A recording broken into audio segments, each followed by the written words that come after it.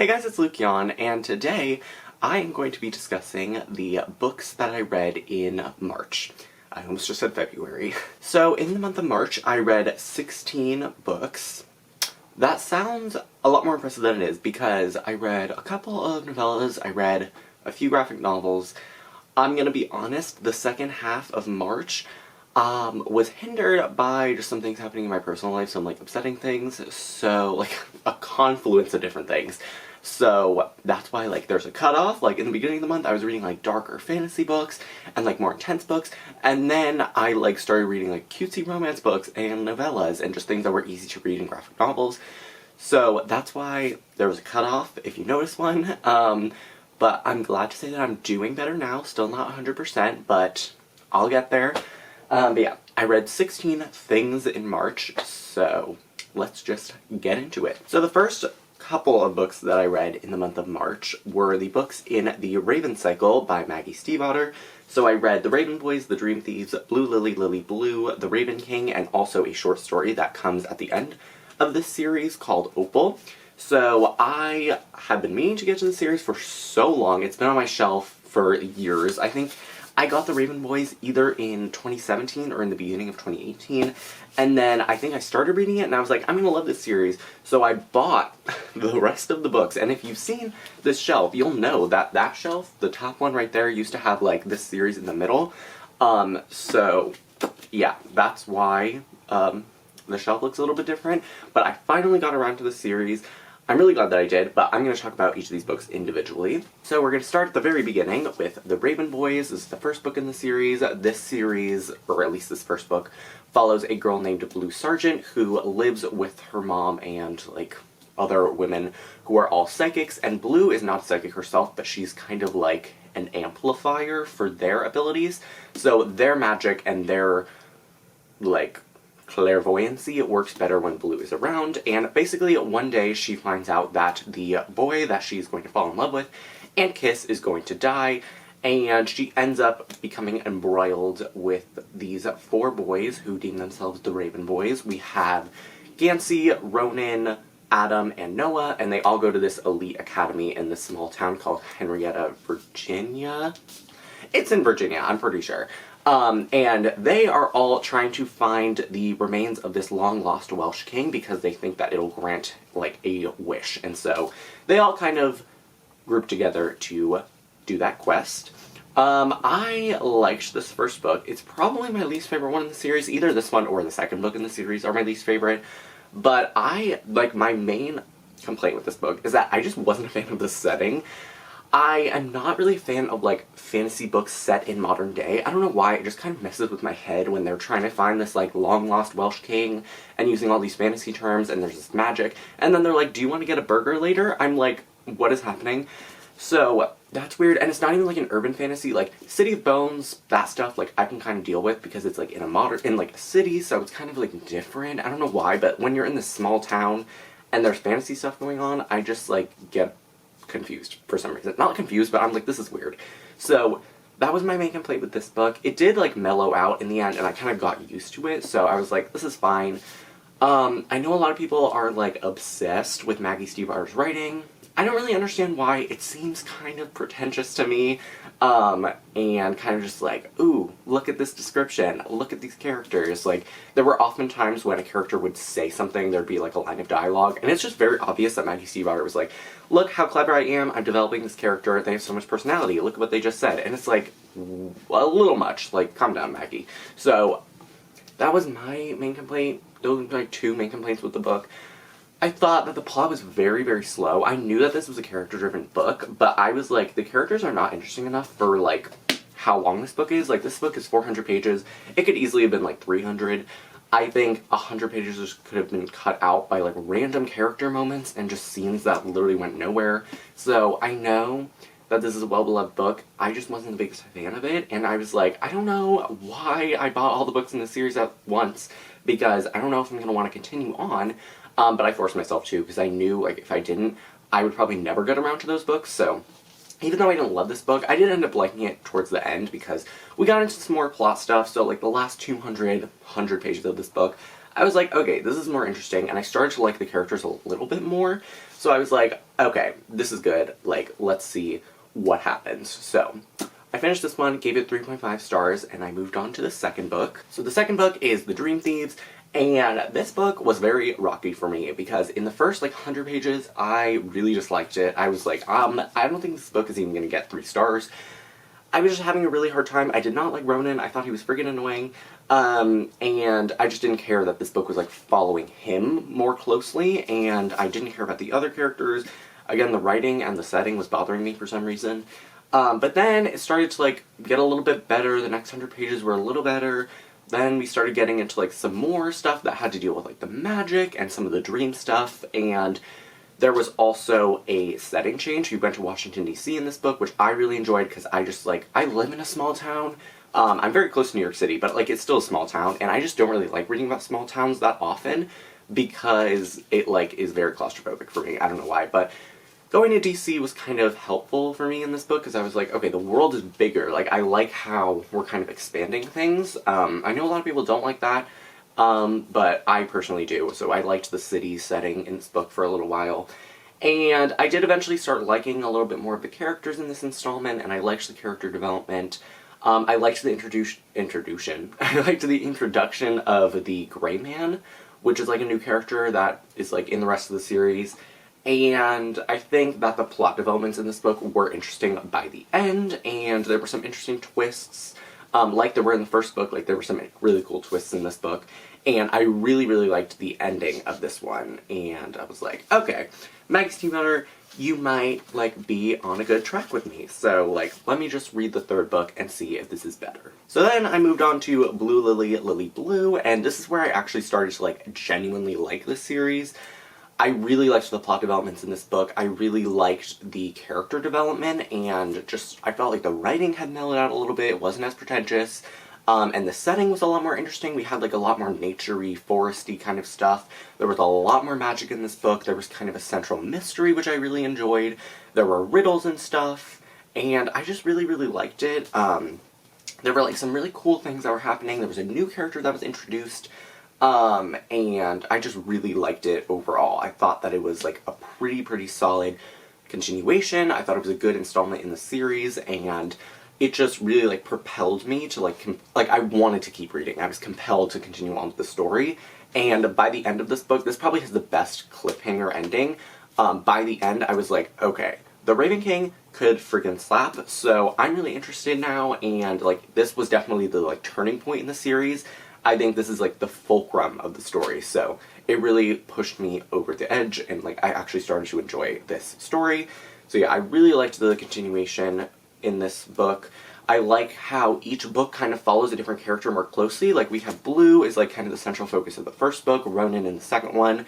This book is kind of Adam's book, and then The Raven King is definitely more of Gansey's story, but I really liked this book. I liked the inclusion of, like, some of the other characters, and it was just really good. I really liked it, and there was a heartbreaking ending, or, like, there was a heartbreaking ending for one character, and yeah, I just loved the epilogue of this book. Like, when I think about this book, that's definitely the scene that I think of most. And one of my favorite characters in this series is introduced in this book, so yeah, I really liked this one, and I gave this one, like, 4.5 stars. Oh, also, I forgot to mention, I give the Dream Thieves, like, 3.75 out of 5 stars. Oh, also, sorry, I'm, like, all over the place.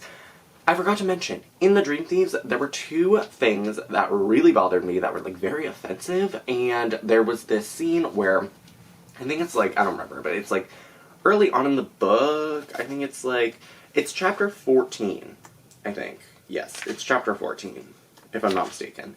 And basically, Calla and Persephone are talking about something, and Persephone is Estonian, but Calla keeps calling her Russian, which is, like, so offensive and annoying. Like, as a Ukrainian and Croatian myself, people often are just like, oh, you're Russian because you're, you know, like, Slavic. Especially if you say you're Ukrainian, people are like, oh, so you're Russian.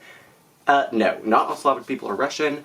I know that's, like, a very common misconception, and I just don't think it's smart for Maggie Stiefvater to include that in this book, and it was never, like, further addressed. It was just, like, those random 2 lines where Persephone, like, Calla was like, oh, you're Russian, and Persephone's like, no, I'm Estonian, and then she said it again, like, you're Russian, and she was like, no, I'm Estonian. So that was, like, a very odd thing that, like, rubbed me the wrong way. And then there was also a joke about Hitler, like, at the end of this book that I remember I was like, what is going on? Like, I just feel like it was kind of irresponsible. But I'm like, okay, I'm giving it like a little bit of leeway because this book was published in 2013. Like, a lot of stuff has happened since then, so maybe Maggie Seabar has learned, but that was just something that I wanted to mention. Anyway, sorry for that little aside, but after Blue Lily Blue, I moved on to The Raven King, and I don't know if this is my favorite one in the series. Either this one or Blue Lily Blue is my favorite one. But I just really liked the character development in this book. I finally started to care about Gansey, and I like actually genuinely liked all the characters. I will say Noah, he kind of fell off the face of the planet after the second book, and there was a new character, Henry, who was like, became randomly very important in this book. I know he was supposed to be introduced in the Dream Thieves, but he wasn't for whatever reason, and so his random like importance in this book was kind of just like odd, like an odd story choice. I don't know, and I don't know, I liked the progression of the story. I really liked it once we got halfway through because we actually started to, like, things from the first book started to come together, and I'm usually not a big fan of series where there's one, like, overarching plot. Like, we are trying to find Glendower for the entire series, who's, like, the long-lost Welsh king, and, like, even in this book, I would have liked if each book had a different plot and, like, maybe a different quest, because it just would have made the series more, like, interesting, and it would have made each book feel like it could stand alone. I felt like with this series, each book was kind of like, I like when books in a series feel like they could just, like, be by themselves. I don't like in how the series is very, like, interconnected. And you can have interconnected books, but a book shouldn't rely on the book that came before it and the book that's coming after it to, like, be good. But I did like the character development in this story. I really liked how there were, like, these sections in the book where it was, like, depending on where you start the story, it's about this person, and it kind of goes into their backstory. I like how this book was very universal, and it kind of brought in all these different characters. There was this random character, Lemonnier or something, that was introduced, who was, like, had 3 personalities or something. I was like, this is freaking weird. But apart from that, I did really enjoy this book, and I really liked the ending. So I ended up giving this one, like, a 4.5 out of 5 stars. It's very close to Blue Lily Blue, in my opinion. And then after The Raven King, I read Opal by Maggie Stiefvater, which is, like, a short story that, like, takes place after the end of the series. And it follows a character that you meet in The Raven King, and this one was good. I don't really rate short stories, so I don't have a rating for this one, but it was good. I almost wish it had been added to the end of The Raven King, so The Raven King was a little bit longer, and you could have had other character POVs, like, woven throughout it. It would have just made this a more seamless read. But it was a fine short story. It was good. It was short. It actually took me kind of a long time to read for some reason, but it was good. I was kind of just, like, by the end, I was, like, had been reading the series for, like, a week and a half, so I was like, I'm done. After that, I read a very disappointing book, which was Gallant by Victoria Schwab. V.E. Schwab. This is V.E. Schwab's new book. It follows a girl named Olivia, who ends up, like, finding out that she is, like, the rightful owner of this random mansion, and there's a shed in the back and a gate that leads to this garden that's, like, this other world, blah, blah, blah. I did not enjoy this book. I gave it 2 stars. I originally gave it, like, 2.75, but no, it's, like, a 2-star, like, 2.0 stars. Like, I just really didn't enjoy this book. It's easily my least favorite Victoria or V.E. Schwab book. I just didn't like it. Like, I thought Olivia was friggin' annoying. She had no personality. Like, literally all she did was be, like, anxious and annoying, read her mother's journal, run around, go, like, to the garden. Like, she had no freaking personality. I was like, girl, gain some characteristics, please. Like, I am so annoyed by you. And, I don't know, there was just something about this book I didn't like. I didn't understand the point of it. Like, it was just very melancholy the entire time. I was like, what is the point of this book? Like, there's no semblance of light in the story, like, at all. I was like, what is the point of this book? Like, is it just supposed to make you feel, like, disturbed and, like, weirded out? Because that's how I felt at the end of this book. And I just didn't understand the point. I was like, why? What is the need for this story in the world? So, yeah, it was just not my favorite. I thought it was just very bland. Like, it felt like a first draft to me. It felt like the kernel of an idea. This did not deserve to be a whole book. Like, it could have easily been, like, a 100-page short story.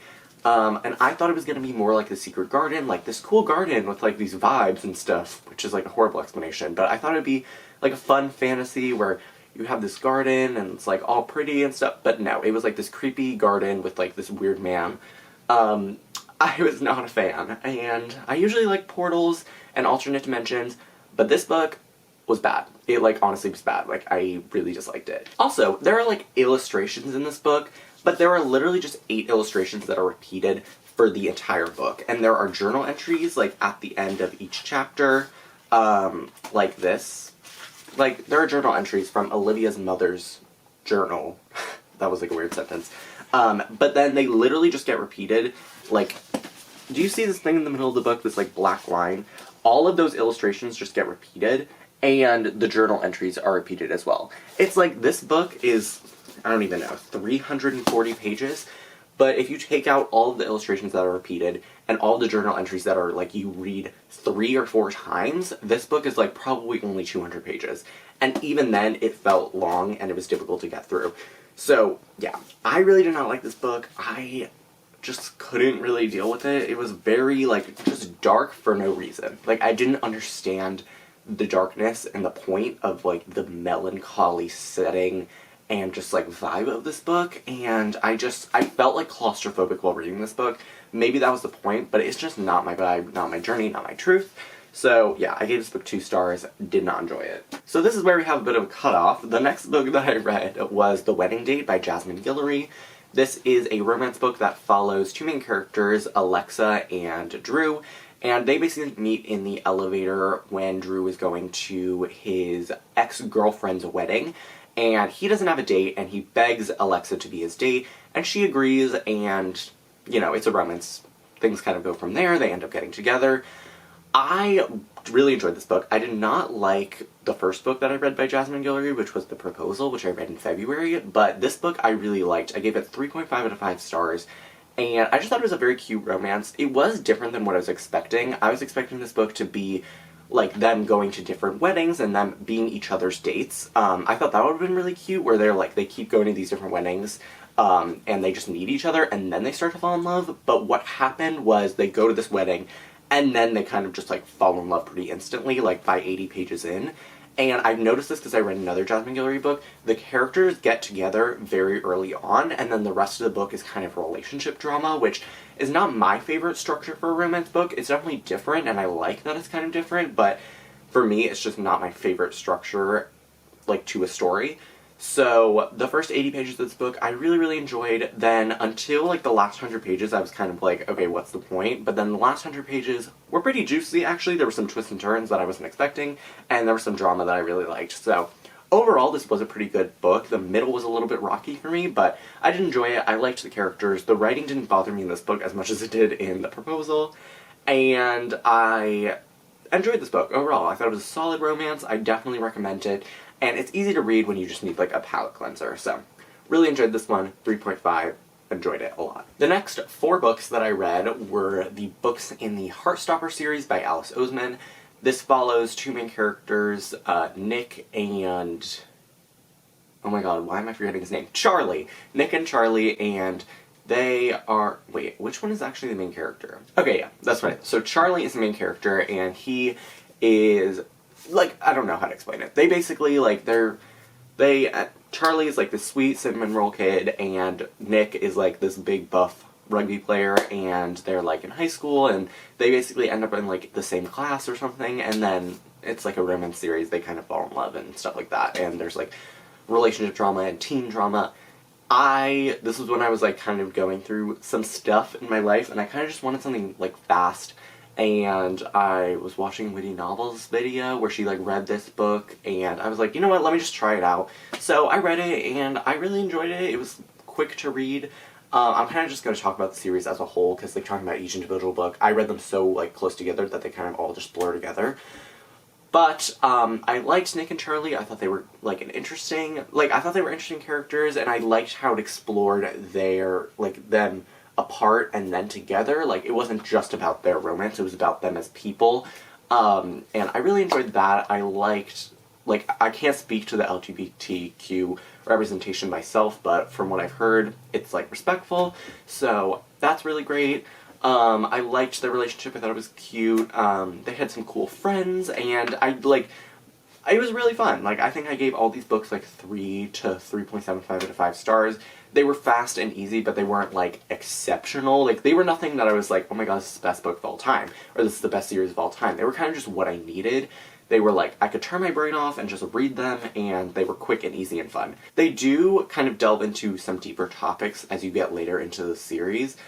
So books 3 and 4 especially deal with, like, eating disorders and, like, coming out and stuff like that. So, I really liked that, those aspects of the book and kind of how it was a little bit deeper. But yeah, it was a cute series. I enjoyed it. I'm really excited for the 5th one.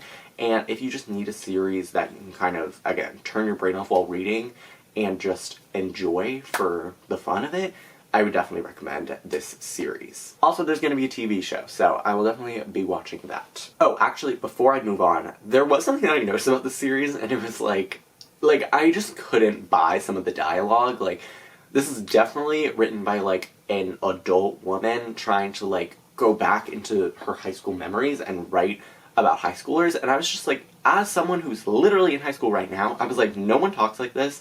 And also, I feel like Nick and Charlie's relationship was a little bit too picture perfect sometimes. Like, they basically had no conflicts at all, and that's just not realistic. Like, your friends, like, even if your friends are, like, you're in a relationship, you disagree with the other one, and it's not always perfect all the time. So, that was one thing that I didn't really love, but again, it was kind of just, like, a cute series, so I didn't, like, want to judge it too much, and, like, it wasn't, like, written to be the next great American novel, so I kind of just read it for what it was. The next book that I read was While We Were Dating by Jasmine Guillory. This follows two main characters, Anna and Ben. Anna is this movie star. She was nominated for an Oscar, and basically she is working on this commercial where Ben is the producer, and I mean, it's like a romance book. You can guess what happens. They get together. So, I'm gonna be honest, the last 100 pages of this book were especially hindered by, like, some personal things, so that was very, very stressful, but, you know, I got through it, and I was able to, like, enjoy this book overall, even with that, like, stuff happening in my life. So that was good, but I really enjoyed our characters here. Again, they get together pretty early on, and then there's just relationship drama. But it wasn't just relationship drama, there was actually some cool plot twists that were woven into the story, and there was, like, kind of, like, not a fake dating trope, but, like, they kind of had to pretend to, like, be, like, a serious I can't describe it, and I also don't want to spoil.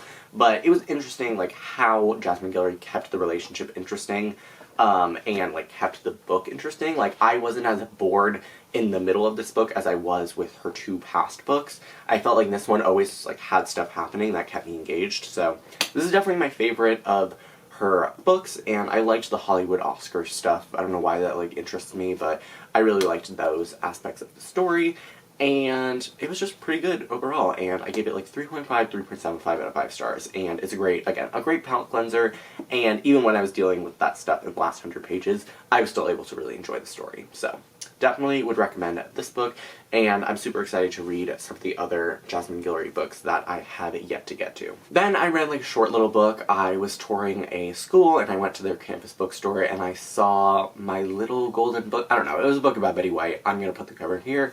I love Betty White. She's a national treasure, and I loved this book. It was kind of just, like, a short little illustrated book about her, and I love her. She is, like, my favorite celebrity ever, and I still can't believe she's not with us, but yeah, I loved this book. I don't think I rated it, but, like, it's a 5 out of 5. After that, I read Cinders Adventure by Marissa Meyer. This is a short story that's kind of like a choose-your-own-adventure thing that follows Cinder from the Lunar Chronicles, and it's kind of like get her to the wedding, and you can kind of just, like, choose different avenues for her to go down. And I enjoyed this book. This is such a cool concept. I don't think I've ever read a book quite like this, so that was really, really cool. I really liked just, like, revisiting the characters, and Marissa Meyer also blended in, like, characters from her other series, so Renegades, Heartless, the Gilded, Instant Karma. Like, you see all those characters again, like, in these different choices, like, in these different, like, alternate realities. And it was just really cool. It's, like, not canon, but it was fun to read, so I really enjoyed it. And I thought it was, like, a cool concept, and I gave it, like, 4 stars because, again, I just thought it was such a cool concept. I have no idea how Marissa Meyer wrote this, because it was even confusing for me to read sometimes, so I can't imagine how she wrote this, but again, it was just cool. I liked how there were, like, some different twists, even though it's not canon. Like, Cinder was a part of the Renegades crew in one, she joined the Wild Hunt in another one.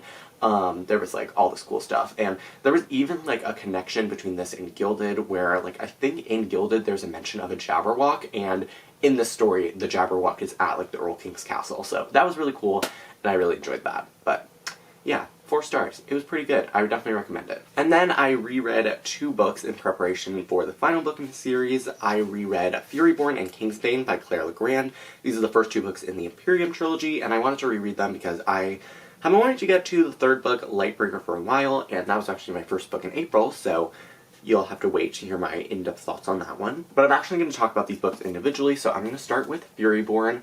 I read Furyborn back in like August of 2019, and I think I gave it 3 stars when I first read it. I just was expecting something different, but this time that I got around to it, like the second time, I bumped my rating up to 4 stars. I just really enjoyed this book for like, I think knowing what it was like about and like knowing what to expect helped me enjoy this book a lot more the second time around, like when I was revisiting it.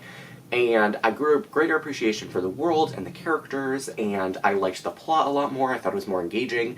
And in the first time I read this series, I liked Riella way more, but I actually grew a greater appreciation for Eliana in the story as well. I'm just really happy that I reread these 2 books. 1, because I like literally remembered nothing from them, and it was honestly like reading them for the first time. And 2, because I enjoyed both books more the second time around. So I really, really enjoyed this one, and I'm super happy that I reread it. Oh, also I forgot to mention what the series is about. If you don't know, this series follows 2 main characters, Riel and Eliana, who live 1,000 years apart, and they both believe that they are part of this prophecy that says that 2 queens will rise, one of light and one of blood, one with the power to save the world, one with the power to destroy it. And in the past, Riel has to go through these trials to prove she's the Sun Queen. And in the present, in Eliana's timeline, we know that she is actually the Blood Queen, and Eliana is trying to prove herself as the Sun Queen. So it kind of goes from there. It's very complicated, but it's a great fantasy world. I love Claire Legrand's writing. I really like the world, and the characters are so well developed. Then with Kingsbane, I actually have a reading vlog where I talked about this book, which I can link in the description, but I enjoyed this book a lot more the second time around. I think going into it after just rereading the first book helps me enjoy this a lot more. I was more acquainted with the characters, and there had just been less time in between my reading of installments, so I was able to enjoy this a lot more, especially since there aren't a lot of recaps in this book. So the first time that I read it, I was kind of just like going into it blind again. But again, I really liked this one. It's definitely a slower story, and it's very long. This book is almost 600 pages, but I really liked the political machinations of this story, and I loved the character development with Riel and Eliana. Riel especially, I really loved seeing her descent into villainy, because you know from the prologue of the first book how she ends up, and I just loved that aspect of the story. I love how the timelines started to interweave, and I just loved all the aspects of this book. So this was like a 4.5 out of 5 stars for me. Again, like the series is not perfect for me. I can't really pinpoint what about these first 2 books I didn't like kept me from rating them 5 stars. They are a little bit slow, and there are like some scenes that just like don't need to be there, and I do think that this series could be a little bit shorter, but I don't know. Overall, I really, really love this series, and I would definitely recommend it, and you better tune in for my April wrap-up where I talk about the 3rd book, Lightbringer. But that is it for this video. I'd love to know what books you read in March, and if you read any of the books that I read in March as well, I would love to know your thoughts on them. But that is it for this video. I really hope you guys enjoyed. All my social media links are in the description box below, and I will see you in my next video. Bye!